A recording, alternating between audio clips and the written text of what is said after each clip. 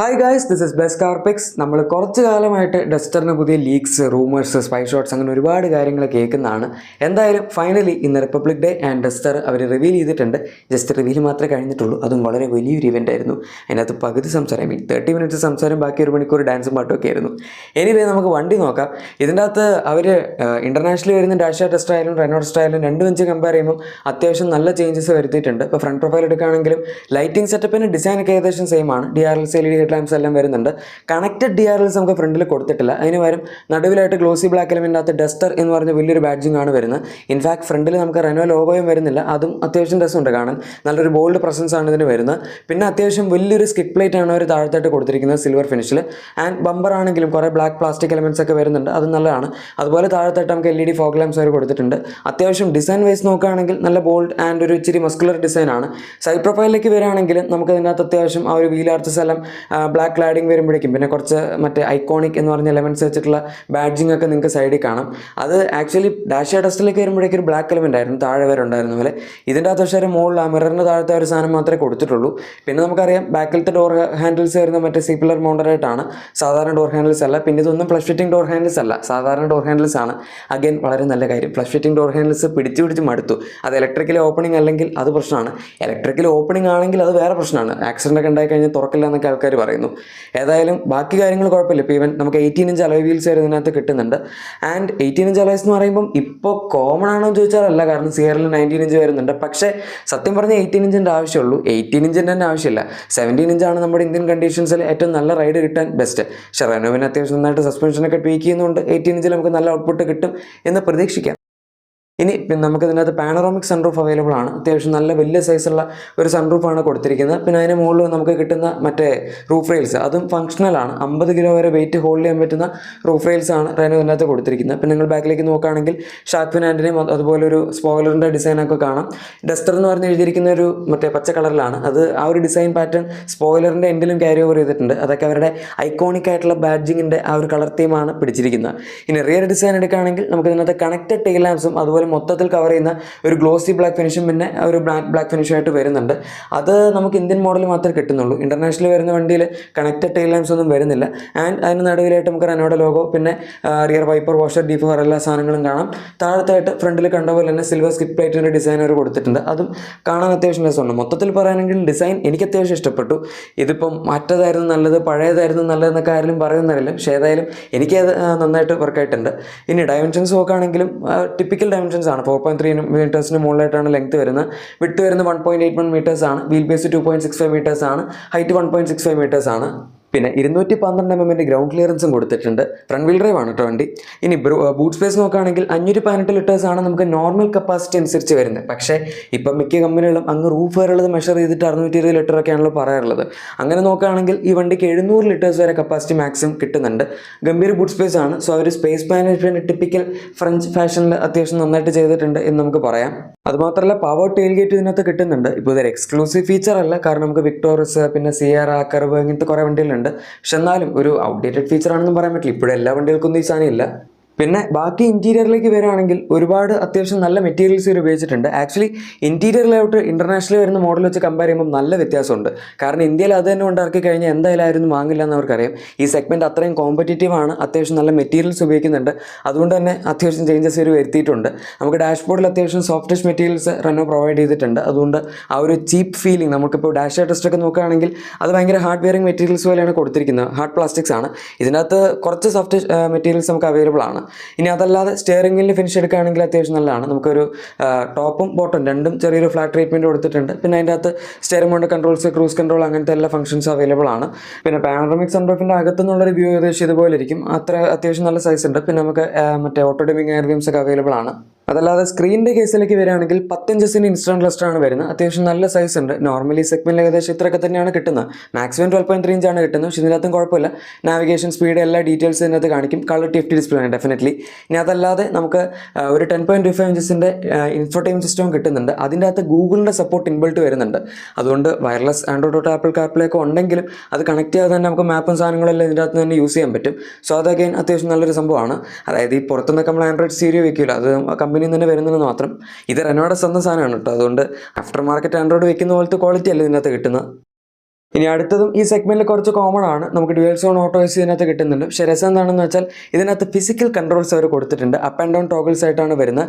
Again വളരെ നല്ലത്, കാരണം ഇപ്പം മിക്ക കമ്പനികളും ടച്ച് ബേസ്ഡ് കൺട്രോൾസിലേക്കാണല്ലോ പൊയ്ക്കൊണ്ടിരിക്കുന്നത്. പക്ഷേ ഇവിടെ നമുക്ക് ഫീച്ചർ ഉണ്ട്, പക്ഷെ അത് ഒരുപാട് കോംപ്ലിക്കേറ്റഡ് ആക്കിയിട്ടില്ല ഉപയോഗിക്കാൻ. ഇനി ഇതിനൊക്കെ പുറമെ ഫ്രണ്ട് വയർലെസ് ചാർജർ ഉണ്ട്, അതുപോലെ 2 type C fast charging USB ports കൊടുത്തിട്ടുണ്ട്. ഈവൻ നമുക്ക് 44 കളേഴ്സിൻ്റെ ആംബിയലൈറ്റിംഗ് ആണ് ഇവർ പറയുന്നത്, അതുകൊണ്ട് അക്കാര്യത്തിലും കുഴപ്പമില്ല. പിന്നെ മൾട്ടിപ്പിൾ ഡ്രൈവ് മോഡ്സും കാര്യങ്ങളൊക്കെ തന്നെ കൊടുത്തിട്ടുണ്ട്. നമ്മുടെ ഓട്ടോമാറ്റിക് മോഡൽസിൻ്റെ ഗിയർ നോബ് അല്ലെങ്കിൽ ഗിയർ ഷിഫ്റ്റിലേക്ക് വരികയാണെങ്കിൽ അതിൻ്റെ ഡിസൈൻ അത്യാവശ്യം നല്ല രസമാണ്. അതായത് കാണുമ്പോൾ തന്നെ വളരെ ചെറുതാണ്, പക്ഷെ എന്നാൽ ഡ്രൈവ് റിവേഴ്സ് ന്യൂട്രൽ നമുക്കെല്ലാം അങ്ങോട്ടും ഇങ്ങോട്ടും ഇങ്ങനെ തട്ടി നീക്കാം. പാർക്കിന് വേറെ സെപ്പറേറ്റ് സ്വിച്ച് വരുന്നുണ്ട്. സോ ഡെഫിനറ്റ്ലി ഇലക്ട്രോണിക് പാർക്കിംഗ് ബ്രേക്കും കൊടുത്തിട്ടുണ്ട്. ഇത് ഭയങ്കര കോംപ്ലിക്കേറ്റഡ് അല്ല, കുറച്ചുകൂടി യൂസർ ഫ്രണ്ട്ലി ആയിട്ടാണ് ചെയ്തിരിക്കുന്നത്. കാണാൻ അത്യാവശ്യം രസമുണ്ട്. ഇനി അതല്ലാതെ നമ്മൾ സീറ്റ്സിൻ്റെ ഡിസൈനിലേക്ക് വരികയാണെങ്കിൽ ഫ്രണ്ട് സീറ്റ്സ് രണ്ടും വെന്റിലേറ്റഡ് ആണ്. അതുപോലെ ഡ്രൈവർ സീറ്റ് നമുക്ക് 6 വേ ഇലക്ട്രിക്കലി അഡ്ജസ്റ്റ് ചെയ്യാൻ പറ്റും. ലംബാർ അഡ്ജസ്റ്റ്മെൻറ്റും നമുക്ക് വരുന്നുണ്ട് 2 സീറ്റ്സിലും. പിന്നെ ഡെഫിനറ്റ്ലി ഇതിൻ്റെ അകത്ത് ആ ഒരു കളർ കോമ്പിനേഷൻ നിങ്ങൾക്ക് കാണാം. നമ്മൾ പുറത്ത് കണ്ട പോലത്തെ ഒരു പച്ച സ്റ്റിച്ചിങ് അവർ ഉപയോഗിച്ചിട്ടുണ്ട്. ഫ്രണ്ട് ആംറസ്റ്റ് വരുന്നുണ്ട്. അതുപോലെ സീറ്റ്സിൻ്റെ ഫിനിഷിംഗ് ആണെങ്കിലും മെറ്റീരിയൽസ് ആണെങ്കിലും അഗൈൻ നല്ലതാണ്. അതായത് ഇരിക്കാനൊക്കെ ഉള്ള കംഫർട്ടും വലിയ കുഴപ്പമൊന്നുമില്ല. ഇപ്പോൾ ടിപ്പിക്കൽ റെനോ സ്റ്റൈലിൽ നമുക്ക് എപ്പോഴും നല്ല സീറ്റ്സ് തന്നെയാണ് അവർ തരാറുള്ളത്, പ്രത്യേകിച്ച് കുറച്ച് കാശ് കൂടുതൽ കൊടുക്കുകയാണെങ്കിൽ. ഡ്രൈവർ അതുപോലെ കൈകാർ അതിനകത്തൊക്കെ ആവറേജ് ആണ്. ഇനി റിയർ സീറ്റിലേക്ക് വരികയാണെങ്കിൽ ഈ കളർ തീമിലല്ല നമുക്ക് ഇവിടെ കിട്ടാൻ പോകുന്നത്, പക്ഷേ സ്പേസ് ഒക്കെ എന്തായാലും അത്യാവശ്യം ഉണ്ടാവും. കാരണം 2.65 മീറ്റേഴ്സിൻ്റെ വീൽ ബേസ് വരുന്നുണ്ടല്ലോ, അതുകൊണ്ട് അത്രയൊക്കെയാണ് നോർമലി സെഗ്മെൻറ്റിൽ വരുന്നത്. ഏറ്റവും കൂടുതലുള്ള സിയറയ്ക്കാണ്. ഡെഫിനറ്റ്ലി സിയറയുടെ സെക്കൻഡ് റോ സീറ്റ്സ് സ്പേസ് എന്ന് പറയുന്നത് ഗംഭീരമാണ്. അത്ര ഇതുണ്ടാവില്ല, ബട്ട് സ്റ്റിൽ വലിയ കുഴപ്പമില്ല. സേഫ്റ്റി ഫീച്ചേഴ്സ് നോക്കുകയാണെങ്കിലും നമുക്ക് 6 air bags, ABS, TBD, hill start assist, പിന്നെ ലെവൽ 2 അഡ്വാൻസ് റെസിസ്റ്റൻസ് സിസ്റ്റം വരുന്നുണ്ട്. അതിൻ്റെ അകത്ത് 17 ഫീച്ചേഴ്സ് ആണ് അവർ കൊടുത്തിരിക്കുന്നത്. പിന്നെ 360° പാർക്കിംഗ് ക്യാമറയും ഈ വണ്ടിയിൽ അവൈലബിൾ ആണ്. 5 സ്റ്റാർ സേഫ്റ്റി റേറ്റിംഗ് ആണ് ഒരു ഭാരത് എൻക്യാപ്പിൽ ടാർഗറ്റ് ചെയ്യുന്നത്. സോ അക്കാര്യത്തിൽ കംപ്ലീറ്റ്ലി സോർട്ടഡ് ആണ്, നിങ്ങൾ പേടിക്കേണ്ട ആവശ്യമൊന്നുമില്ല. ഇനി നമുക്ക് റെനോയുടെ കണക്റ്റഡ് കാർ ഫീച്ചേഴ്സ് സാധനങ്ങളൊക്കെ കിട്ടുന്നുണ്ട്. അതുപോലെ റെനോ ഫോർ എവർ എന്ന് പറഞ്ഞൊരു പ്ലാൻ അവർ ലോഞ്ച് ചെയ്തിട്ടുണ്ട്. അതിനുള്ളിൽ 7 ഇയേഴ്സ് ഓർ 1.5 lakh കിലോമീറ്റേഴ്സ് വരെയുള്ള മാക്സിമം വാറണ്ടിയും നമുക്ക് ഈ വണ്ടിയിൽ കിട്ടും. സെഗ്മെന്റ് ബെസ്റ്റ് ആണെന്നാണ് അവർ പറയുന്നത്. കാരണം എങ്ങനെ നോക്കിയാൽ എക്സ്റ്റൻഡ് വാറണ്ടി ആണെങ്കിലും 6 ഇയേഴ്സ് വരെ പോവുള്ളൂ. പക്ഷേ ഇവിടെ വരെ നമുക്ക് മാക്സിമം 7 ഇയേഴ്സ് വരെ കൊടുക്കുന്നുണ്ട്. അഗെയിൻ നല്ലത്. അടുത്തത് എനിക്ക് വണ്ടിയിൽ ഏറ്റവും ഇഷ്ടപ്പെട്ടതിൻ്റെ പവർ ട്രെയിൻ ഓപ്ഷൻസ് ആണ്. സാധാരണ ആരും ഇത്രയും കുറച്ച് ഡിഫറെൻ്റ് ആയിട്ടുള്ള പവർ ട്രെയിൻ ഓപ്ഷൻസ് ചൂസ് ചെയ്യാറില്ല. നമുക്ക് ഇതിനകത്ത് ലോഞ്ചിൽ തന്നെ ഒരു ഹൈബ്രിഡിൻ്റെ ഓപ്ഷൻ കൊടുത്തിട്ടുണ്ട്. സെൽട്ടോസ് ഒക്കെ ഇപ്പോൾ ഈ അടുത്ത് ഹൈബ്രിഡ് വെച്ച് ഇറങ്ങും എന്ന് പറഞ്ഞിട്ട് ആ വണ്ടിയിൽ ഹൈബ്രിഡ് വന്നിട്ടില്ല. മിക്കവാറും ഈ വർഷം എപ്പോഴെങ്കിലുമൊക്കെ ലാസ്റ്റൊക്കെ ആകുമ്പോഴേക്കേ വരുള്ളൂ. പക്ഷേ ഈ വണ്ടിയിൽ ഏതായാലും ഒരു കാണിച്ചപ്പോൾ തന്നെ ഹൈബ്രിഡ് പവർ ട്രെയിൻ വെച്ചാണ് കാണിച്ചിരിക്കുന്നത്. അതും ചെറിയ 1.5 ലിറ്റർ എഞ്ചിനൊന്നല്ല, 1.8 ലിറ്റർ റെനോയുടെ ഇടെക് ഹൈബ്രിഡ് സിസ്റ്റമാണ് ഇതിൻ്റെ അകത്ത് ഉപയോഗിച്ചിരിക്കുന്നത്. കമ്പൈൻഡ് ഔട്ട്പുട്ട് 154 bhp എന്താണ്ടേ ഉള്ളൂ. 172 എണ്ണം ടോർക്ക് ആണ് വരുന്നത് മാക്സിമം. സോ അതത്ര ഗംഭീരമൊന്നും അല്ലായിരിക്കും. പക്ഷേ സ്റ്റിൽ നമ്മളിപ്പോൾ ടൊയോട്ടയുടെ 3 സിലിണ്ടർ 1.5 എഞ്ചിൻ വെച്ച് കമ്പയർ ചെയ്യുകയാണെങ്കിൽ ഡെഫിനറ്റ്ലി മച്ച് ബെറ്റർ ആണ്. കാരണം അതിൻ്റെ കമ്പൈൻഡ് ഔട്ട്പുട്ട് വരുന്നത് 115 PS ആണ്. അതിനേക്കാൾക്ക് എന്തായാലും പവർ ഇതിന് കൂടുതലുണ്ട്. സോ ഏകദേശം ഒരു 9 സെക്കൻഡ്സിന് താഴത്തായിട്ട് 0-100 നമുക്ക് എക്സ്പെക്ട് ചെയ്യാം. മറ്റതിനകത്ത് അറൗണ്ട് 12 to 13 സെക്കൻഡ്സിനടുത്ത് 0-100 തന്നെ എടുക്കും. ആൻഡ് അതല്ലാതെ നോക്കുകയാണെങ്കിലും ഇതിനകത്ത് 8 സ്പീഡ് ട്രാൻസ്മിഷനാണ് അവർ ഉപയോഗിച്ചിരിക്കുന്നത്. അതുകൊണ്ട് നമുക്ക് ഇപ്പോൾ എഞ്ചിൻ ഓണായി വരികയാണെങ്കിലും ആ ഒരു മറ്റേ ഗിയർ ഷിഫ്റ്റ് ചെയ്യുന്നൊരു സിമുലേഷൻ പോലെ തോന്നും. മറ്റതുപോലെ ECVT ഇങ്ങനെ വലിച്ചുകൊണ്ട് പോകുന്ന ഒരു ഫീൽ ആയിരിക്കില്ല കിട്ടുന്നത്. ഇനി കഴിഞ്ഞിട്ടില്ല, ഇനിയും പറയാനുണ്ട്. നമുക്ക് ഈ വണ്ടി ഇപ്പോൾ കൂടുതൽ നിങ്ങൾ സിറ്റിയിലാണ് ഓടിക്കുന്നതെങ്കിൽ 80% ഇലക്ട്രിക് ഓൺലി ഡ്രൈവിൽ ഓടാനുള്ള ഒരു കഴിവും ഈ വണ്ടിക്ക് വരുന്നുണ്ട്. എല്ലാം ഈ ഒരു എഞ്ചിൻ്റെ കഴിവും, അതുപോലെ എഞ്ചിൻ ഇത്രയും ബാറ്ററിയിലേക്ക് കൊടുക്കാൻ പറ്റുന്നുണ്ടല്ലോ. മാത്രമല്ല 1.4 kWh ബാറ്ററി പാക്കാണ് ഇതിനകത്ത് ഉപയോഗിച്ചിരിക്കുന്നത്. ടൊയോട്ട ഉപയോഗിക്കുന്ന 0.78 kWhന്റെ ബാറ്ററി പാക്കാണ്. സോ ആ ഒരു കാര്യത്തിലും സുപ്പീരിയർ ആണ്. ഇനി അതല്ലാതെ ടർബോ പെട്രോൾ എടുക്കുകയാണെങ്കിൽ നമുക്ക് എണ്ണ എഞ്ചിൻസ് ഒന്നും വരുന്നില്ല. പിന്നെ വരുന്ന 1.3 ലിറ്റർ ടർബോ പെട്രോൾ എഞ്ചിനാണ്. അത് 163 PS പവറും അതുപോലെ 280 Nm ടോർക്കുമാണ് ജനറേറ്റ് ചെയ്യുന്നത്. മാനുവലിൻ്റെ ഓപ്ഷൻ ഞാൻ എവിടെയും കണ്ടില്ല നോക്കിയിട്ട്. പക്ഷേ ഏതായാലും 6 speed dual clutch automatic available ആണ്. അതും വെറ്റ് ക്ലച്ച് ട്രാൻസ്മിഷനാണ് കൊടുത്തിരിക്കുന്നത്. അതുകൊണ്ട് തന്നെ ഓവർ ഹീറ്റ് ആവുക, ഇന്ത്യൻ ട്രാൻസ്മിഷനിൽ പെട്ടെന്ന് വെയർ ഔട്ട് ആയി പോവുക, അങ്ങനത്തെ പേടിയൊന്നും വേണ്ട. അതുപോലെ തന്നെ നമുക്ക് ഒരു 1 ലിറ്റർ ടർബോ പെട്രോൾ എഞ്ചിൻ മാഗ്നറ്റിലൊക്കെ കിട്ടുന്ന സെയിം എഞ്ചിനും വരുന്നുണ്ട്. അതിന് 100 PS പവറേ ഉള്ളൂ. 6 സ്പീഡ് മാനുവൽ ട്രാൻസ്മിഷനാണ് വരുന്നത്. പക്ഷെ അത് കുഴപ്പമില്ല, കാരണം ബേസ് മോഡൽ അവർക്ക് എങ്ങനെയായാലും ഒരു 11-12 ലക്ഷം രൂപയ്ക്കുള്ളിൽ എക്സ്ഷോറൂം കാണിക്കണമല്ലോ. അപ്പോൾ പിന്നെ ഒരു സ്റ്റാൻഡേർഡ് എഞ്ചിൻ എന്തായാലും കൊടുത്തേ പറ്റുള്ളൂ. അതിൽ ഓട്ടോമാറ്റിക്കിൻ്റെ ഓപ്ഷനും കണ്ടില്ല. സോ മിക്കവാറും നിങ്ങൾക്ക് ഓട്ടോമാറ്റിക് വേണമെങ്കിൽ ഒന്നെങ്കിൽ ടർബോ പെട്രോൾ അല്ലെങ്കിൽ ഹൈബ്രിഡിലേക്ക് പോകേണ്ടി വരും. പക്ഷെ അതിൽ സത്യം പറഞ്ഞ മാഗ്നറ്റിൽ കൊടുക്കുന്ന പോലെ ഒരു CVT കൊടുത്തിരുന്നെങ്കിൽ കുഴപ്പമില്ലായിരുന്നു. ആൾക്കാർക്ക് അഫോർഡബിൾ ആയിട്ട് ഓട്ടോമാറ്റിക്കും ചൂസ് ചെയ്യാൻ പറ്റിയേനെ. ഒരു കാര്യം ഏതായാലും ഇവർക്ക് സമ്മതിച്ചു കൊടുത്തേ പറ്റുള്ളൂ. പവർ ട്രെയിൻ ഓപ്ഷൻസിനെ പറ്റി ഞാൻ ഈ അടുത്ത കാലത്തൊന്നും ഇറങ്ങിയ വണ്ടികളെ പറ്റി ഇത്രയും നേരം സംസാരിച്ചിട്ടില്ല. സോ അക്കാര്യത്തിൽ അവർ നല്ല ഇമ്പ്രൂവ്മെൻറ്റ് വരുത്തിയിട്ടുണ്ട്. ഫീച്ചേഴ്സ്, ഓവറോൾ ടെക്നോളജി, അക്കാര്യത്തിൽ മാത്രമല്ല എന്ന് പറയാം.